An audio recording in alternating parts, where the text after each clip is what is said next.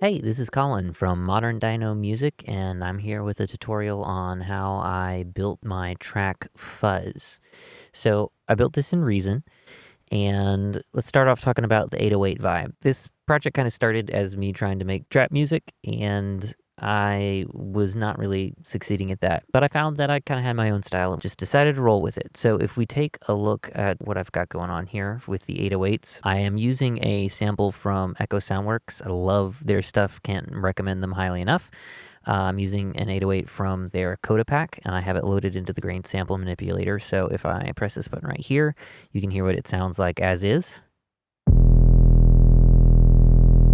So you can hear it kind of has like a flat tone. I didn't really want an 808 that had the punch at the beginning because I wanted to put that in the kick, and I didn't want the punch from the 808 and the kick fighting with each other. I loaded the softer 808 sound in here, and it kind of just has this really nice fuzzy tone to it, but of course that wasn't enough fuzz for me, so I added some distortion here, which they have distortion effects built into the grain sample and manipulator.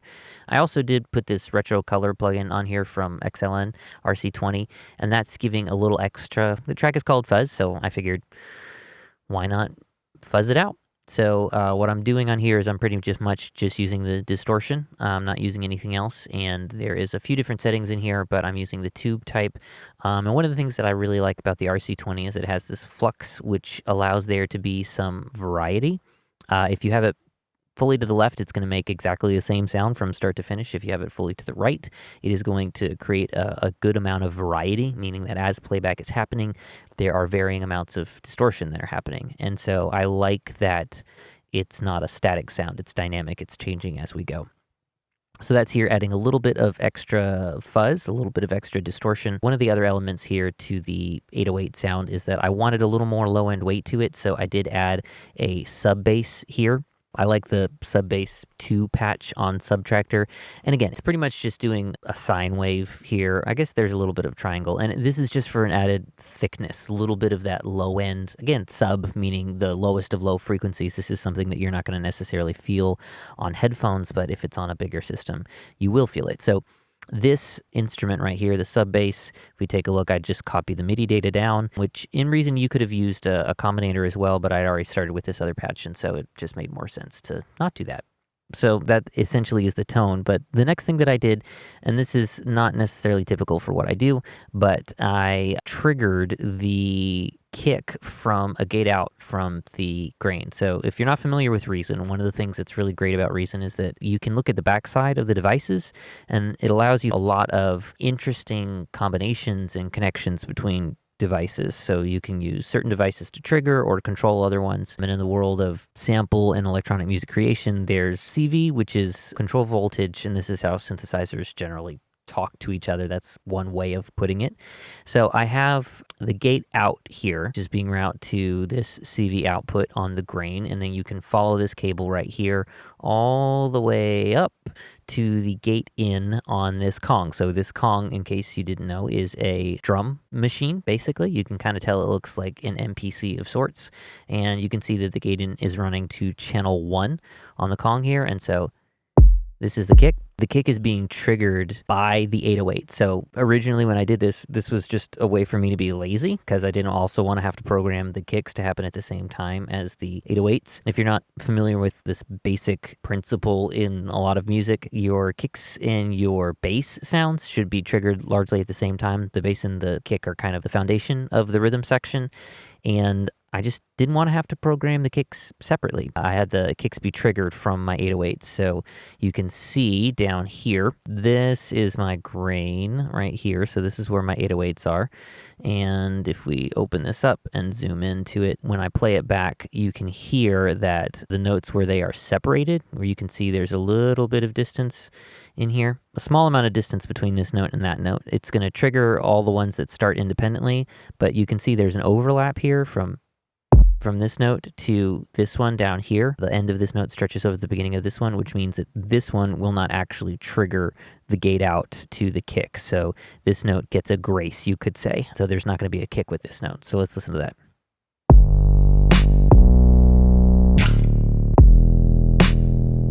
So basically, I built it so that each separated note would trigger a kick, and then the overlap notes don't actually trigger that CV gate out function. And then in the verses, once we get into the verse of the track, I added a lower piano that is kind of supporting the bass. It's adding some texture. If we take a listen right here, there is the 808 and the sub bass, of course, and then the piano that's playing exactly the same thing.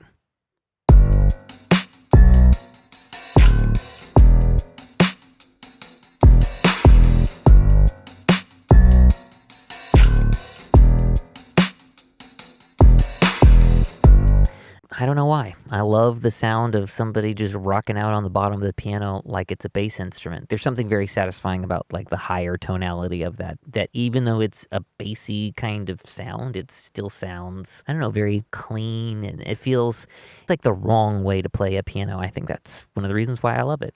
So going into the piano, one of the other kind of focuses on this is that I did a reverse piano effect, where I just took the piano sound and reversed it and used that mostly as a transition between sections. So here's an example of this reverse sound.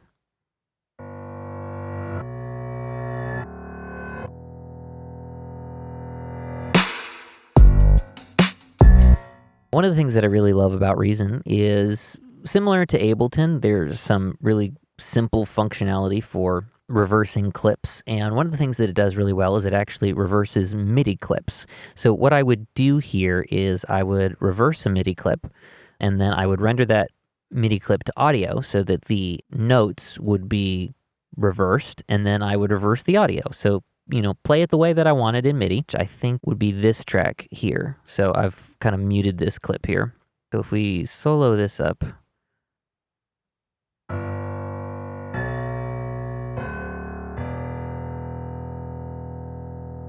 so that's what it looks like forwards, and then up here is what it looks like if we reverse it. So let me mute this, unmute this.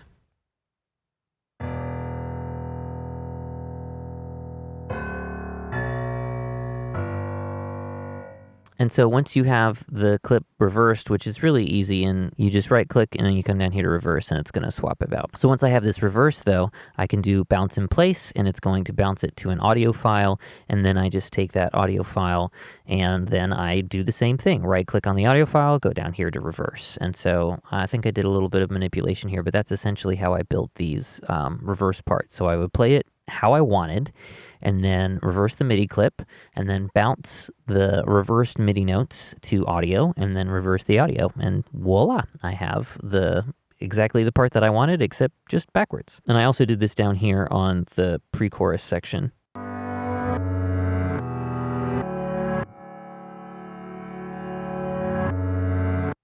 So next thing we're going to go over is the effects. So if we start back here at the beginning of the track, one of the things that you might notice is that when the drums first come in, we've got some standard kind of drum sounds at the beginning, snares, claps, whatnot. And then the next percussion sounds that come in are not hi-hats, but they're these kind of strange sounds. So let's take a listen.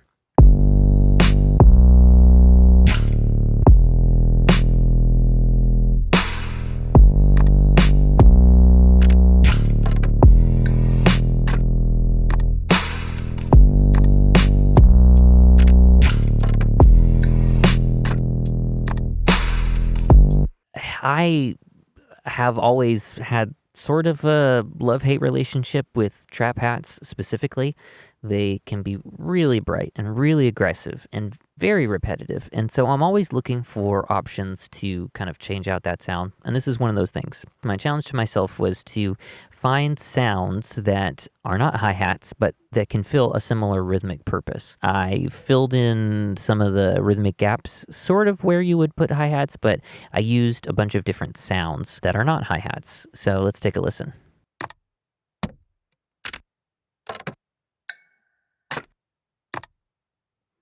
And most of these, or you could even say all of these, are from the Echo Soundworks Sphere Foley sounds.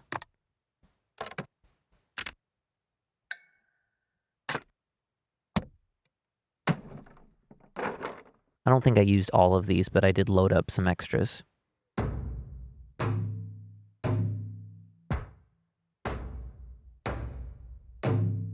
taiko drums, gotta love them. But the goal, again, was to try to create a different texture than you would normally get with just straight hi-hats, but to fill a similar rhythmic purpose. And I really like the Foley effect, the sound of Foley as percussive texture rather than what you might consider traditional percussion instruments. It just adds a really interesting texture to my ears, something that feels very clean. And in the world of digital music, I find that it's important to have something that feels real, not necessarily just like music or a musical instrument. And so in addition to these more clear sounds with transients, I also added this rocking chair squeak.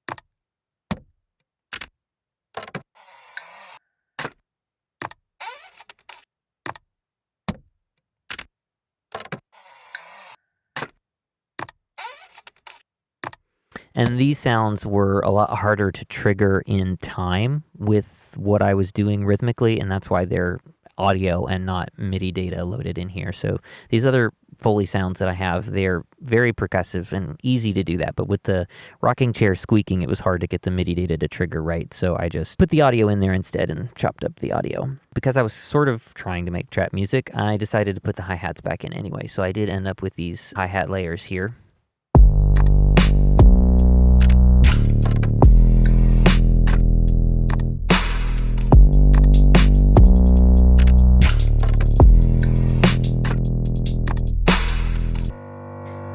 But again, because I am who I am, I can't let the hi-hats just be your standard hi-hats. So I layered them. It starts out with these two hi-hat layers here.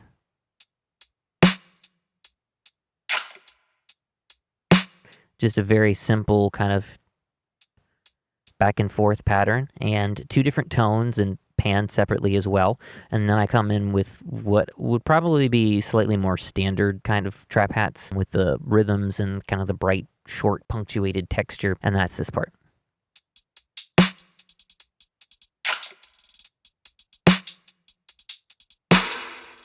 Because, you can't really make trap without that. So we start simple with those, and then here in the verse, because I did really like the groove, I added in this hi-hat loop. So if we solo this up.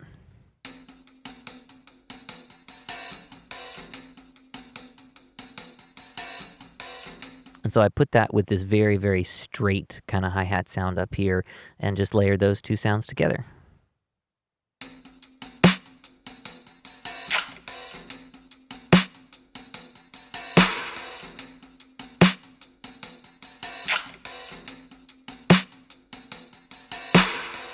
Probably a decent time as well to talk about the layering that I did on the snares. This is another trick that I like to do. So if I've got your standard snare sounds, instead of just using the same sound several times over, snares usually happen on the 2 and the 4. In this case, I'm kind of treating it like a 2-bar phrase is like a 1-bar phrase, so I have it happening on the 3 of every other bar. But rather than it being exactly the same sound each time, I have 2 different sounds that I'm alternating between, and then on the 4th snare hit in the pattern, I have one that has some extra reverb on it, and it just gives it a little more texture.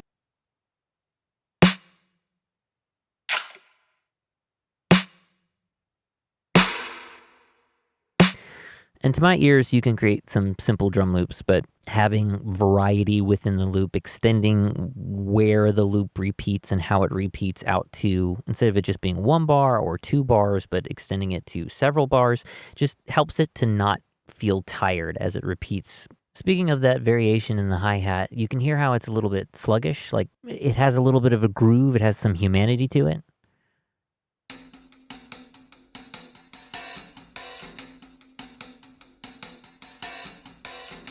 One of the things that tends to drag down a lot of tracks made in software, in my opinion, is that it's too on the grid. It's too much made by machines, not enough humanity in it. And so along those lines, there is this little melody part that comes in towards the end of the verse, about halfway through the verse, I guess.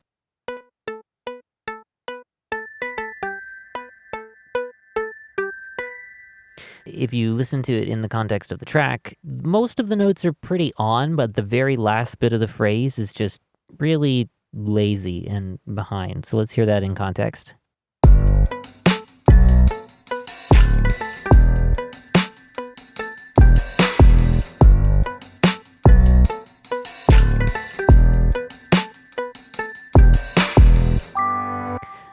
And I would like to tell you that, that was just brilliance on my part and that I'm just this amazingly talented musician. But the truth is, I was using the type to MIDI keyboard. So if you come into Reason, and a lot of different softwares have something like this, but in Reason, it's called the on-screen piano keys. And if you bring that up, you can use your regular old keyboard to type in. So if I hit the record enable on this track,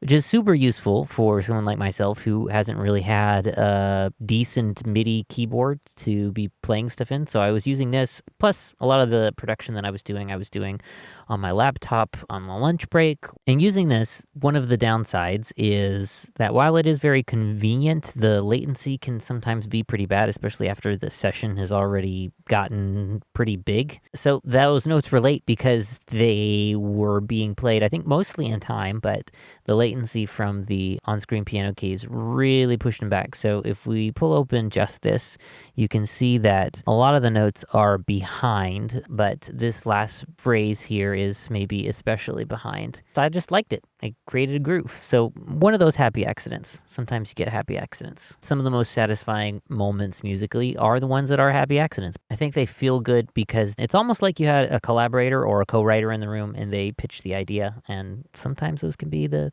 best thing. Arrangement-wise here, once we get to the pre-chorus and also this section, I guess you would call this the post-chorus, these two sections with the reversed piano in particular, they are emptier on purpose, and that's because the rest of the track, both the hook and the verse, are pretty full sonically.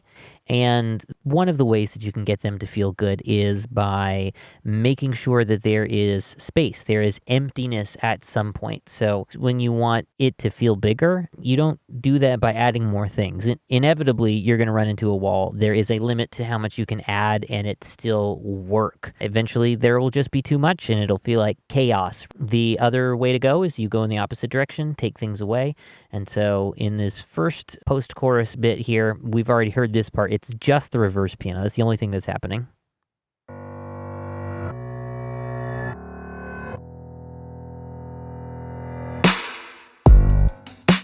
And then in this part, there's a little more. It's reverse piano and these bells, but that's it. And I'll just play the end of this phrase so you can kind of hear the fullness of the end of the verse and then it going into this and how it's very similar texture-wise and thickness-wise in the hook. And in my opinion, the space is pretty necessary to make the arrival of the chorus more satisfying. Otherwise, it would just feel flat, like more of the same. Anyway, here's the end of the verse going into the beginning of the chorus.